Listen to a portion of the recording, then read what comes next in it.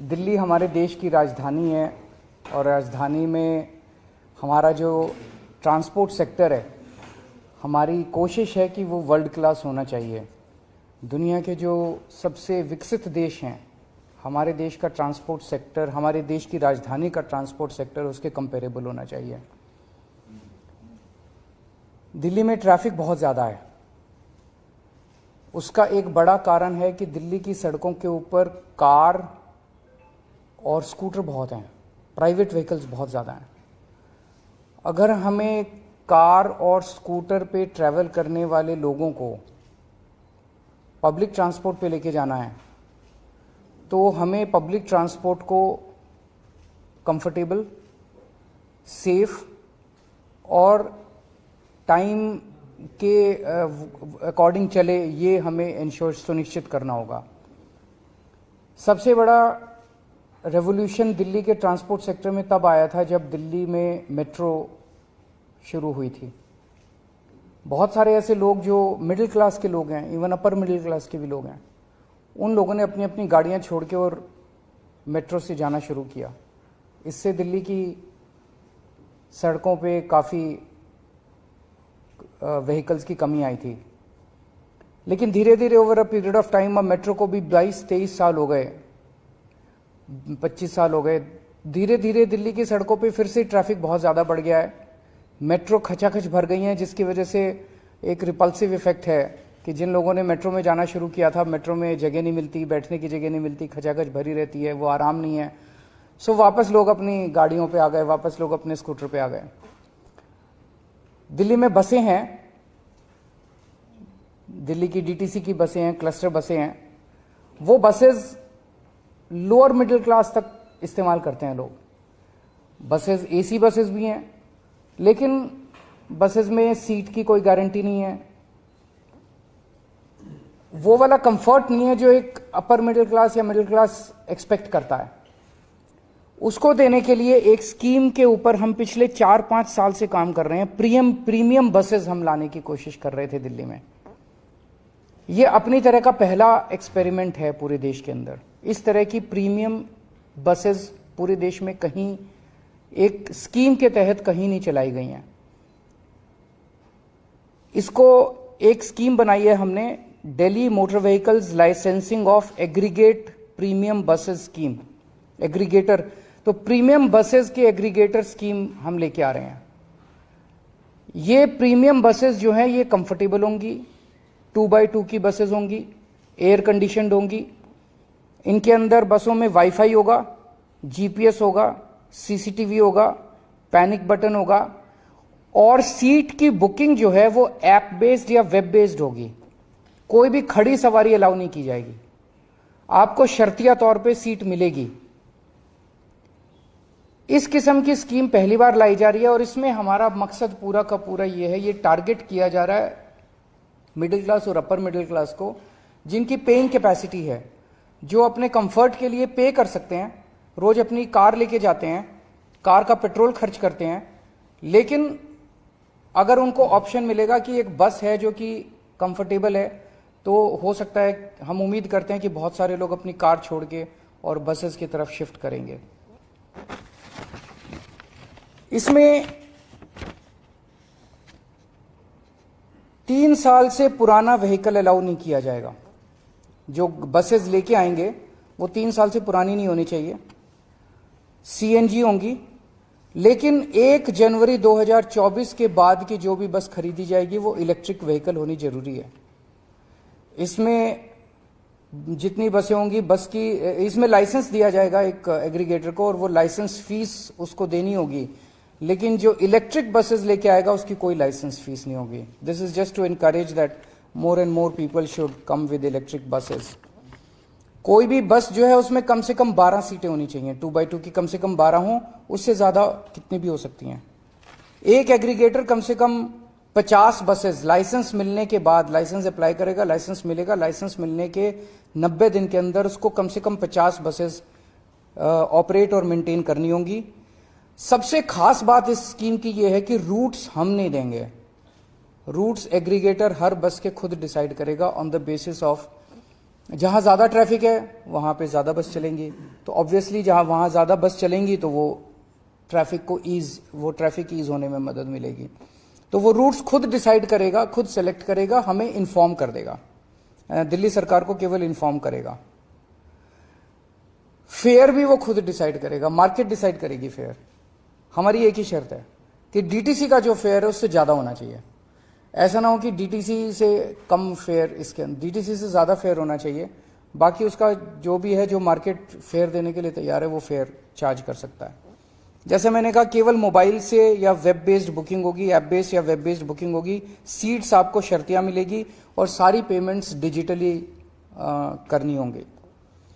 ये सारी बसेस, इनका एक लोगो और एक यूनिफॉर्म कलर कोड वगैरह हम कर रहे हैं, और बस के अंदर एग्रीगेटर जो है वो अपना एडवर्टाइज कर सकता है और उस एडवर्टाइजमेंट से बस के अंदर वो रेवेन्यू कलेक्ट कर सकता है। इस स्कीम को आज हम एलजी साहब के पास भेज रहे हैं।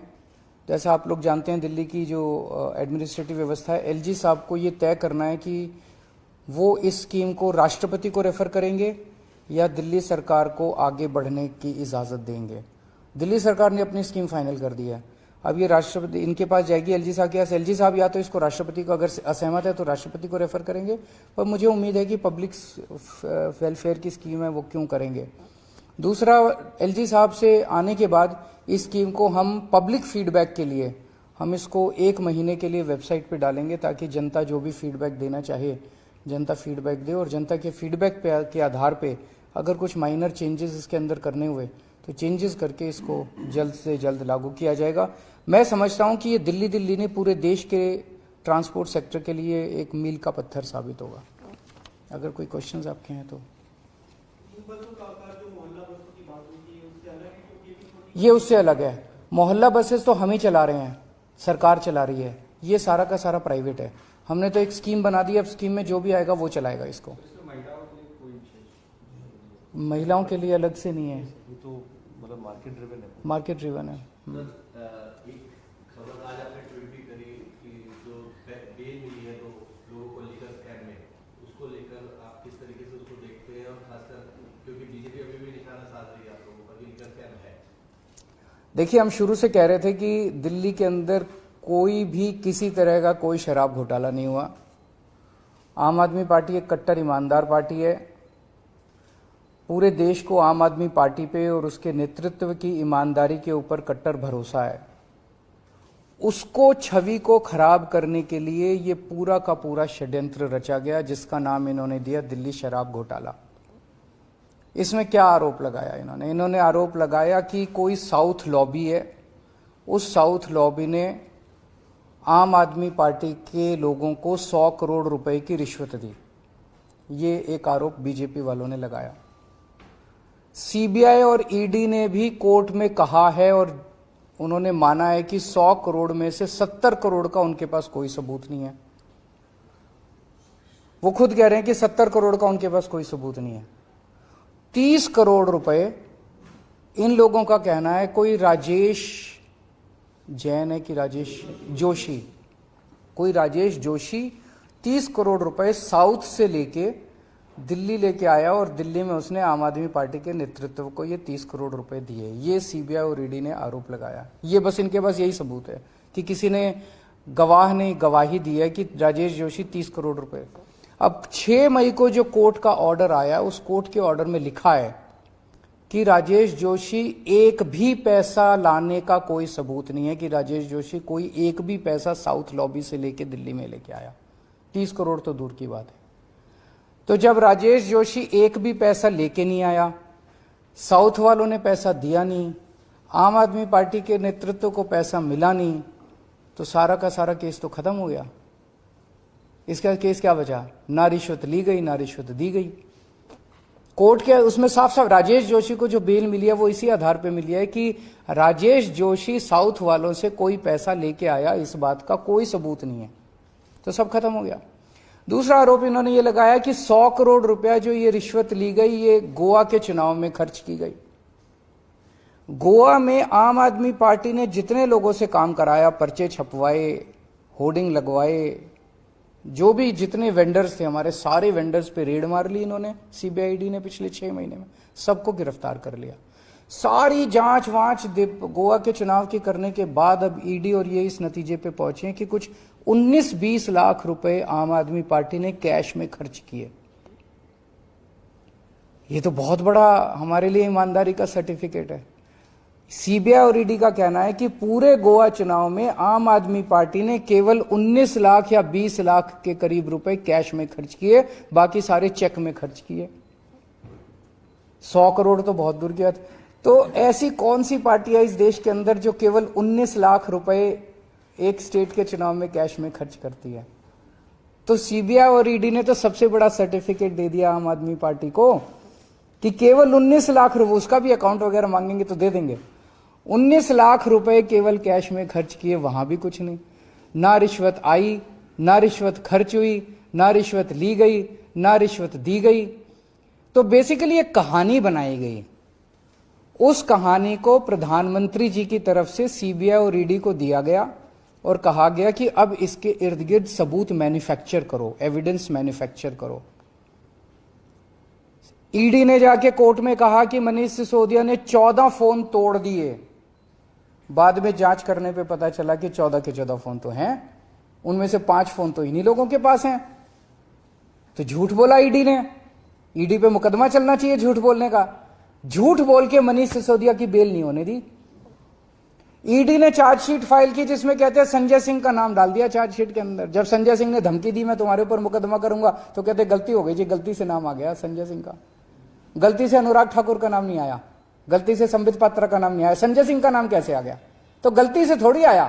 प्रधानमंत्री कार्यालय ने बोला कि संजय सिंह का नाम डालो, उन्होंने संजय सिंह का नाम डाल दिया। उनको ये भरोसा नहीं था कि संजय सिंह ईडी को भी धमका देगा। ईडी पूरे देश में नोटिस जारी करती है, जिसको नोटिस मिलता है उसकी पैंट गीली हो जाती है। संजय सिंह ईडी को नोटिस जारी करते हैं और जब ईडी को नोटिस जारी करते हैं तो ईडी की पैंट गीली हो जाती है। तो ईडी ने कोर्ट में जाके कहा कि संजय सिंह के खिलाफ हमारे पास कोई सबूत नहीं है, संजय सिंह का नाम गलती से आ गया। फिर 5 कम से कम ऐसे गवाह हैं जिन्होंने कोर्ट में कहा कि हमसे मारपीट की गई, हमसे प्रताड़ना की गई, मानसिक तौर पे प्रताड़ित करके हमको झूठे बयान दिलाए गए। वो अपने बयान से पलट गए। एक आदमी का तो इतना मारा कि उसका कान का पर्दा फट गया। ये जांच हो रही है, ये चल क्या रहा है? अब ये कोर्ट के आदेश के बाद तो साफ हो गया, ना किसी ने रिश्वत ली, ना किसी ने रिश्वत दी, ना कोई पैसा आया, ना कोई पैसा खर्च हुआ। तो कौन सा शराब घोटाला? पूरा का पूरा राजनीतिक षड्यंत्र है, केवल अरविंद केजरीवाल और आम आदमी पार्टी को बदनाम करने के लिए। सर, बीजेपी भी इस पे प्रेस कॉन्फ्रेंस कर रही है। 2 चीजें वो कह रहे हैं कि ये जजमेंट किसी पर्टिकुलर अभियुक्त के लिए था, पूरा जजमेंट नहीं है। इसके पीछे पूरा जो ब्रेन है मनीष सिसोदिया के कोर्ट भी कह चुका है, कोर्ट में जो दलीलें रखी गई थी। दूसरा वो ये कह रहे हैं सर सिसोदिया की केजरीवाल पार्टी है। कर लें, उनका तो मकसद ही है। वो तो अभी कल मैं सत्यपाल मलिक जी का इंटरव्यू सुन रहा था, वो कह रहे थे कि अगले चुनाव के पहले ये केजरीवाल को भी गिरफ्तार करेंगे। कर लें, केजरीवाल बहुत छोटी चीज है, पूरा देश देख रहा है। आज जब प्रधानमंत्री मोदी जी की ईमानदारी के ऊपर बहुत बड़े बड़े प्रश्न खड़े होने लग गए हैं, इतने घोटाले अडानी का ये वो, इतने घोटाले के आरोप उन पे लगने लग गए हैं, तो उनको केजरीवाल आंखों नहीं सुहारा। उनको पूरे देश के अंदर अगर कोई ईमानदारी की बात करता है तो अरविंद केजरीवाल और आम आदमी पार्टी की बात होती है। वो हमारे ऊपर कीचड़ उछाल रहे हैं, रोज कीचड़ उछाल रहे हैं। तो गिरफ्तार करना चाहते हैं, करें। वो धमकी क्यों दे रहे हैं? भारतीय जनता पार्टी कह रही है कि अगला नंबर केजरीवाल का है। इससे तो ये साफ हो जाता है कि ईडी को और सीबीआई को यही चला रहे हैं। वो कैसे कह सकते हैं कि अगला नंबर केजरीवाल का है? सीबीआई ने उनको बताया कि उन्होंने सीबीआई को बताया।